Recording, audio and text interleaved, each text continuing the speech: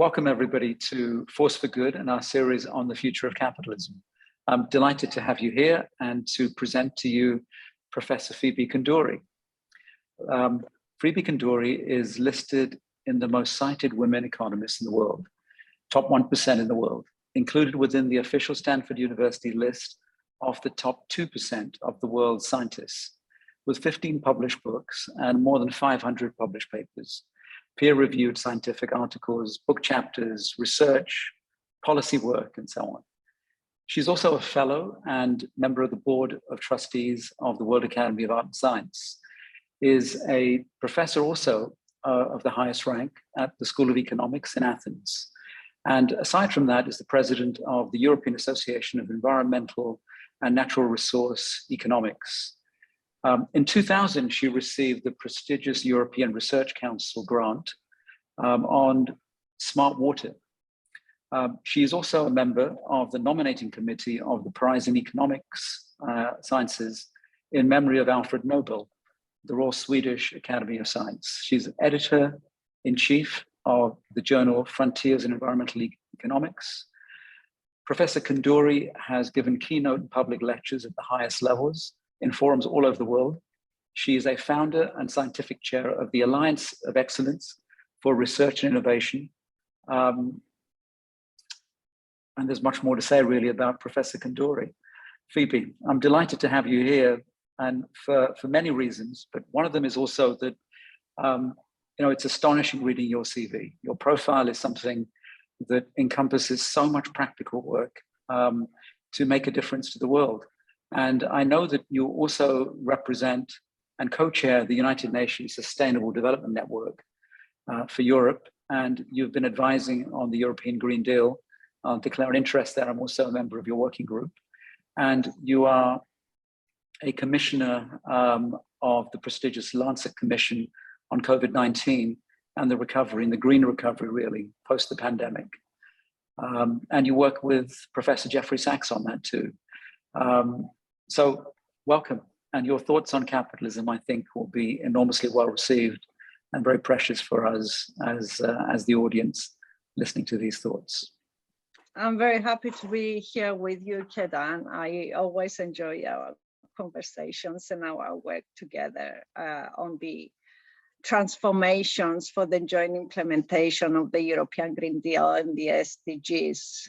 It's quite important that science builds interfaces with the financial world, the businesses, and all other stakeholders that need to implement scientific innovation in order to accelerate the transition to sustainability. And that's why I think it's important that we talk.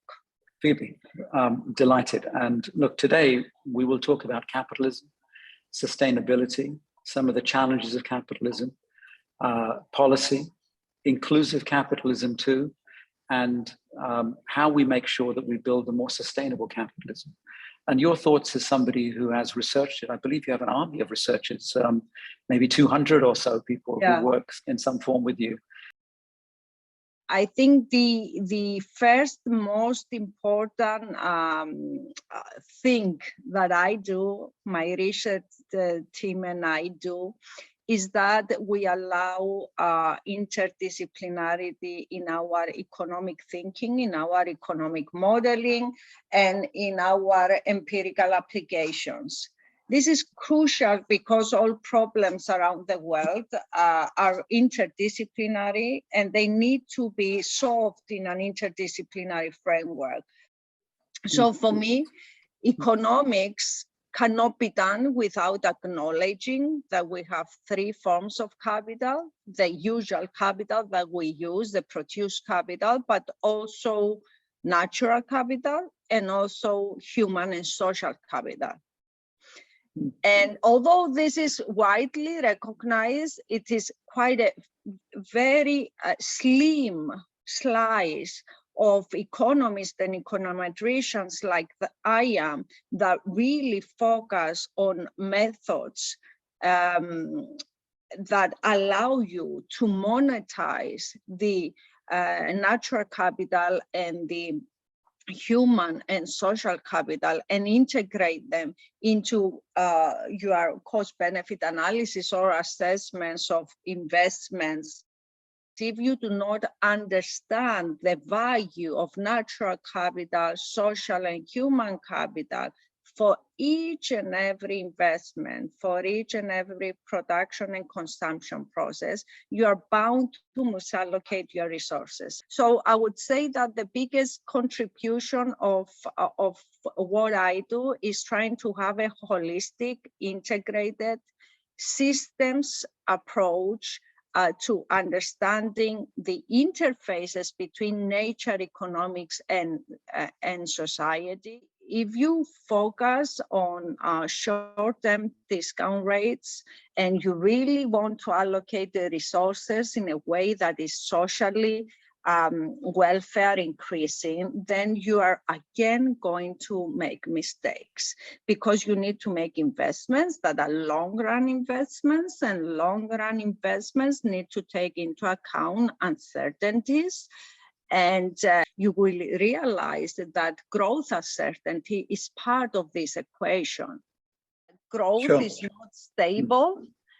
Growth is time varying, so discount rates should be time varying, and especially if you are looking at big issues like climate change and ecosystems collapse and population management and food crisis and energy crisis, that you need to take short run but also medium and long run decisions, then you need to revise the way you calculate the discount rates. Are you arguing that that we were taught a much more simple model of capitalism, which had a single discount rate, a return requirement, let's say in simple language, and where the motivation was to maximize the return on any particular investment measured in a financial way? You're saying that's potentially what Newtonian physics is compared to quantum mechanics. You're saying the world is far more complex, and we need a whole model that looks at this complexity, and that complexity has three components. You're saying it's the financial return, the economics, or the economy, as you said, but it's also the natural, so the natural resources, or the nature, or the world, or the environmental. And then you're saying it's the human and social. These three dimensions need to all be evaluated to arrive at what is the actual return. And in addition, you're saying that is the responsibility of every investor, whether that's a government investing or a corporate or financial investing or an individual. You're not saying we split the roles and one group of us, financials, let's say, and corporate, should just maximize financial return and government should maximize social. I think you're saying these are all integrated. It's artificial to spread them out, to split them out. Is that what you're saying, Phoebe? Yeah. It is artificial and wrong, and to the detriment of all of us, both the private investors, the government investors, and any other institution that is trying to participate in the economy. What I'm saying is that natural capital and human capital and social capital should be integrated. These are capitals that are difficult to measure because they are not traded in explicit markets, because the property rights are not clearly defined. These are public goods or publicly provided goods or common pool resources. And such as, give me an example, just for those watching. What is a public good? A public good is the quality of the atmosphere. A publicly provided good is probably a road or education or health. A common pool resource is water in an aquifer that is owned by everybody who who owns property above that aquifer. A common pool resource are fish in the ocean and the seas. Understood. So all these resources which we use in order to produce, we use them in order to sustain our industrial activity, our agricultural activity, our services activity, things of tourism, our provision of private products. Again, we use nature, we use human capital, we use social capital, but we don't pay for it. This non-payment, because it is difficult to quantify and monetize this capital, leads to mismanagement of these resources. And if you look at the proportion of these resources that is used for our production and consumption, is very big. It's more than 50%. Of our capital, of the capital we use. What does this mean? It means that 50% or more of our capital is misallocated. This means that we are not making as much profit as we could privately. We are not making as much welfare enhancement for the society as a government. And we don't see the opportunities for public-private synergies that can further increase profit and that can further increase provision of goods. Think of a good that can be produced without nature or without human capital or without social capital. It's zero. Okay. This is the whole idea of the Agenda 2030. The Agenda 2030, it's a holistic, integrated framework with 17 SDGs, 169 targets that understands the interconnections and the need for the evaluation and holistic management of all capital so that its allocation is done efficiently, for the benefit of private profits, for the benefit of public profits, and for the benefit of the society as a whole. We have you now proposing that the right way to look at the world is not the form or the definition of capitalism that might have arisen out of our recent industrial past. You're saying that was perhaps too singularly financially driven. How are you defining capitalism? Well, capitalism is perceived as this economic system that is based on private ownership of basically the means of production. And this private ownership of the means of production is focused on producing profits. This is capitalism. Okay. This is how we perceive capitalism. And, central characteristics as perceived are obviously competitive markets, price systems, private property, voluntary exchanges, and all that. However, these basic characteristics of capitalism are not relevant for natural capital and social capital. We don't have competitive markets. We don't have price systems. We don't have private property rights. Yet, these natural and social capital are the biggest part of capital used in any production and consumption activity. So our big failures that are now killing the world, we have this multi-crisis of the pandemic, the huge economic recession, the climate change, the biodiversity collapse, the energy crisis, the geopolitical crisis, the food crisis, the population crisis, the inequality crisis. All of our crises derive from mismanagement, not of private goods, but of public goods. So shouldn't we be placing that responsibility at the door of government? You're arguing that that's not the case because they're not the only actor. But traditionally, the role has been split, right? People have said the contract with my government is that they take care of the natural goods and they take care of the social responsibility, and the capitalists, the financial capitalists, take care of producing the returns that pay the taxes and pay the pensions and so on. Are you saying that system is not an adequate system for where we are today? It's not an adequate system because everybody uses this natural capital. If you tell me that only the government will be using it, then it's the government's responsibility to allocate it and use it correctly. However, every breath that we take as citizens, every move that we make as investors or financial traders, we use these other forms of capital. And unless we are aware of this, unless we know how much we value these forms of capital, and unless we are willing to pay this value, going back to the theory of value, we are going to misallocate our resources and reduce our opportunities for profit making in terms of the interconnection between short, medium, and long run. And this is another thing that capitalism is not doing well.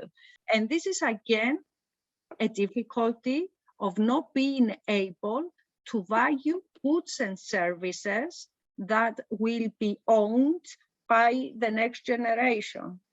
Phoebe, if I step back though, could it be argued that the model of capitalism we had post the Industrial Revolution was a successful model because it led to the full exploitation of the innovations and the ability to fund those innovations that came out of the Renaissance and built the industrial civilization we have, which took more people out of ignorance and poverty than any other system before. So has it served as well? And if we had the system you described today, would it have functioned to accelerate and maximize the value of the Renaissance in the same way?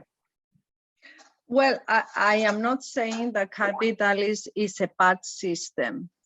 I am saying that capitalism can be a better system if it really integrates the externalities that it does not, the values that do not have explicit property rights.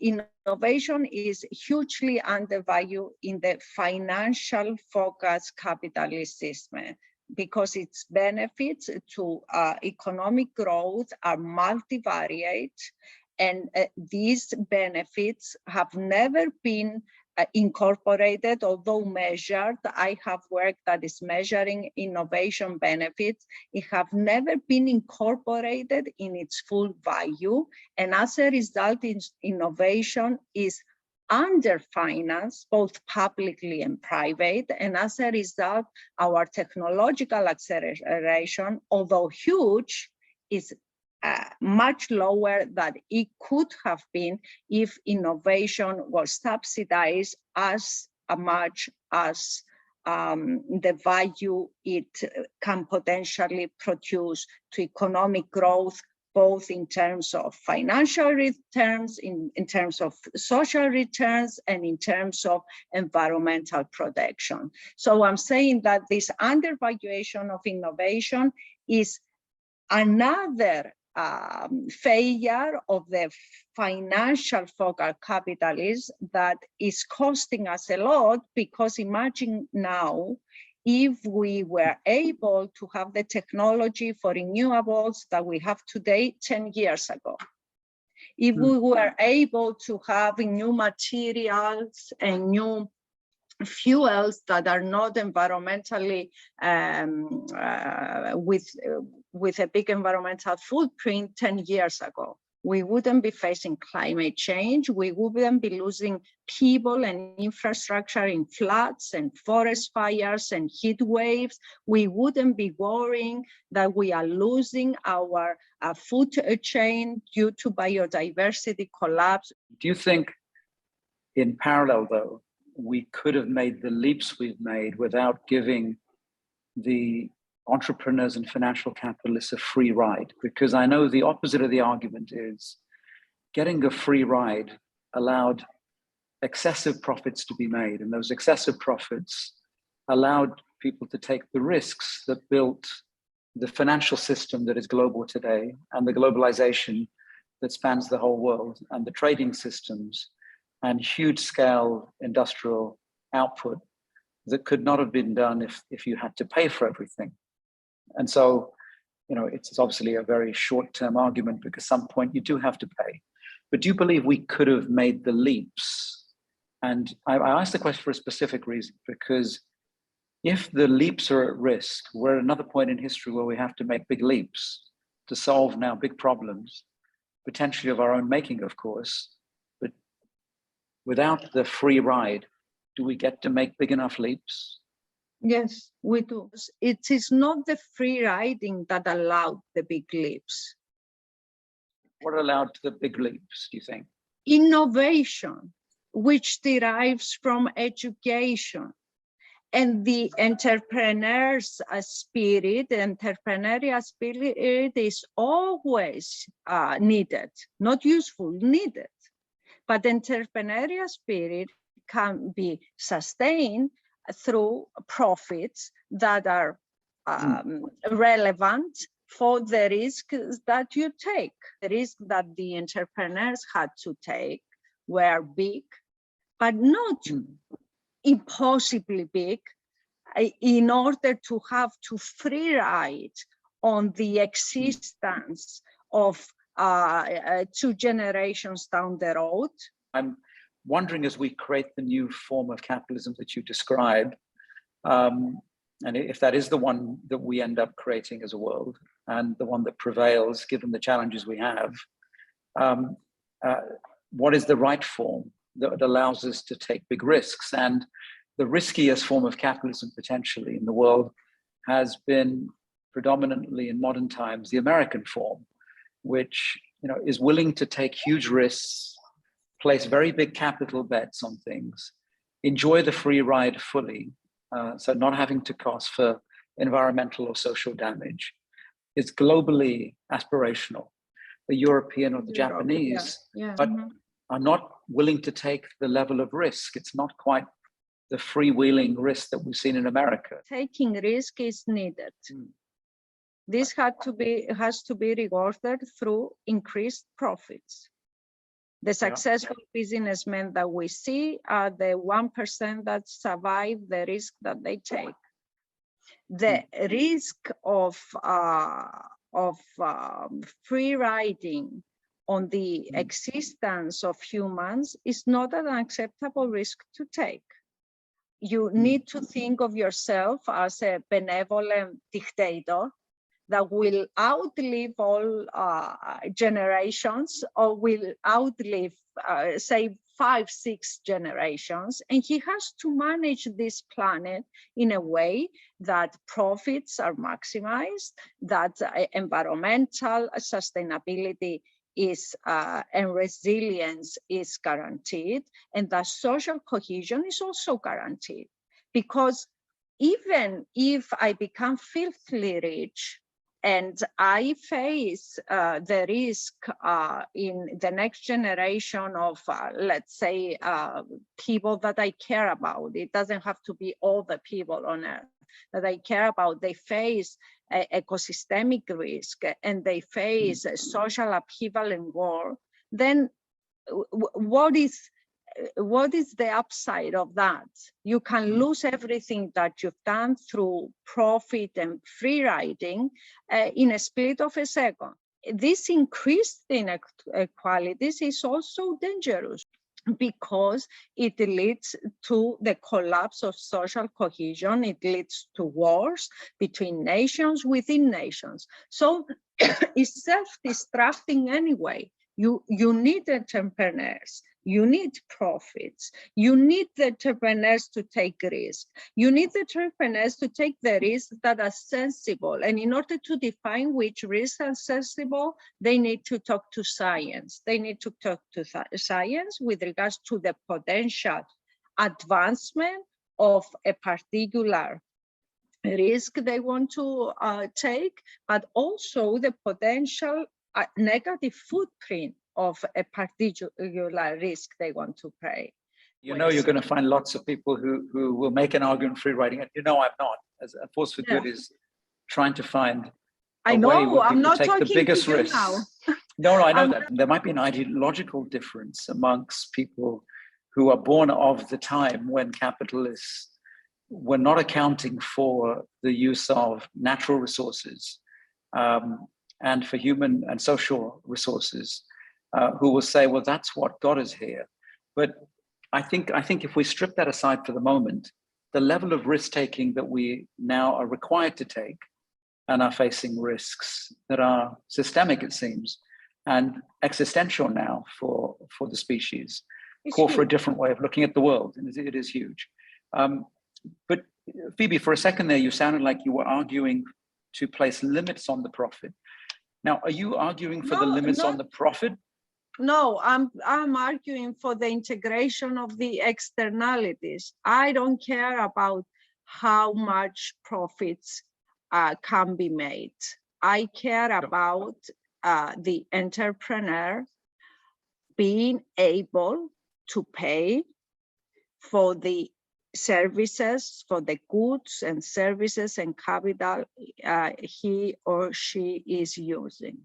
I use part of natural capital that does not belong to me, it belongs to everybody. So either I don't use it or I pay a fair price for it, which is the value of the ecosystem services it provides to the rest of the economy. If he or she can pay all of this, take the risk that she has to take, and produce profits, then the more the merrier. Do you think it is profitable, Phoebe, to pay for everything and still end up with big surpluses because the challenges of today are that big that it is profitable to address them? Yes, I think so, yes, because it is not in this linear way that we think. But if you start understanding the synergies between natural capital, human capital, produced capital, if you start understanding the interconnection between the different systems, the health system, the mobility system, the agricultural system, the energy system, the services system, and if you really have a circular and holistic way of setting up your business and taking your risk, the opportunities are huge. We show that SDG performance, good SDG performance, first of all, translates in better financial performance.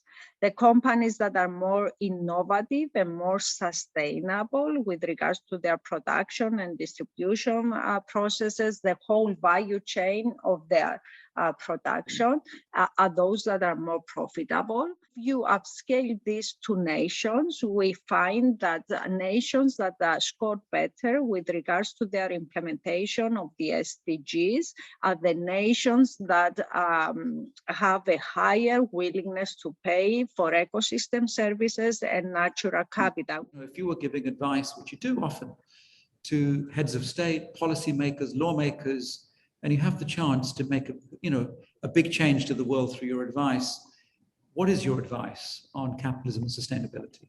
We know that all the public money in the world are not enough to implement the SDGs. We need public-private partnerships. We need the private money to come in and discuss with the government when the government wears its hat as an entrepreneur for long-run innovation and sustainability.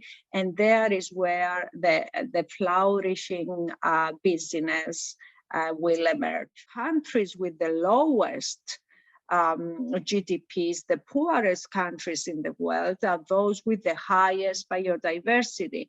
They provide services to the whole of the world. They could use the richness of this in order to collaborate, in order to create partnerships with other countries that are more advanced with regards to technology and maybe distribution networks, other parts of the value chain. And this will create interesting partnerships without anyone exploiting the other.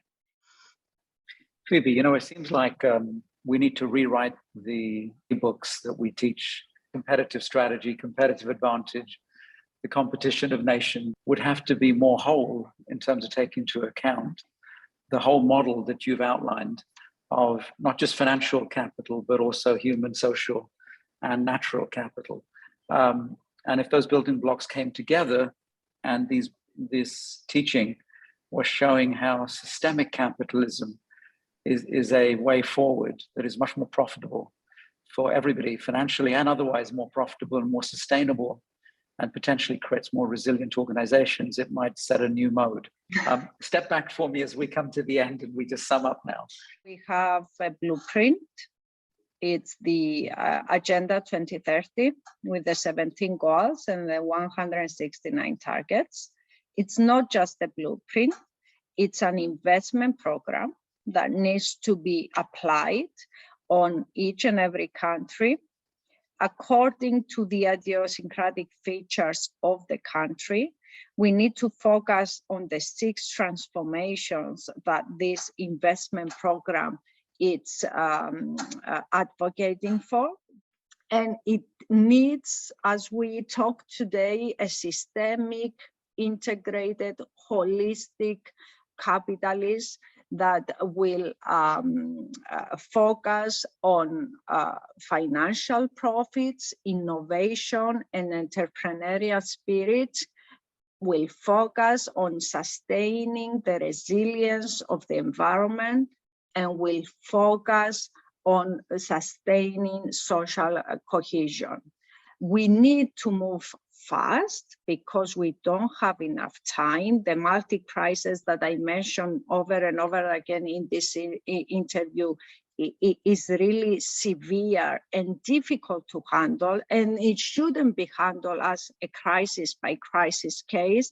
It's a multi-crisis that needs to be handled within the SDG holistic, multidisciplinary, multidimensional framework. And we need to sustain the SDGs beyond 2030, because 2030 we will not make it. Let's not start negotiating again for another agenda. Let's keep this agenda. It has been integrated into many governmental policies. Nations are adapting it. Let's keep this agenda until 2050 and let's make it. This is the biggest transformation in the shortest amount of time that human nature was asked to do. The challenge is huge. That without social cohesion, we cannot do it. Phoebe, thank you. Thank you. You know, our world has become more profitable to go to Mars than to solve hunger or poverty or education challenges in this world. And there's got to be something wrong with that, where it's more profitable and you create more personal value for yourself and your shareholders going to Mars than to solving this. Clearly, we need to do both. And the incentives need to be there to do both. And thank you for your insights on that. And I look forward to talking again. And the money is there to do both. If there isn't, it's not going to happen, right? So we hope it is. Thank you so much. Thank you very much, Phoebe. Thank you. Very interesting conversation.